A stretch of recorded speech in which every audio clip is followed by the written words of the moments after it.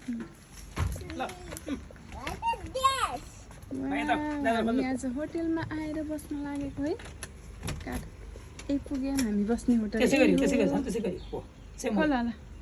उल्टो भयो यस यस खुल्यो लक भयो ल खोला हात च्यापेला ल हेर पस्ने बित्तिकै के हुँदो रहेछ ल म्याम कस्तो छ होटेल वा दामी रहेछ भिआइपी रहेछ भिआइपी आमा ल हेर खाइ आराम हेर आराम खाइ यता फर्क त आहा ह्याप्पी ह्याप्पी ल ह्याप्पी ल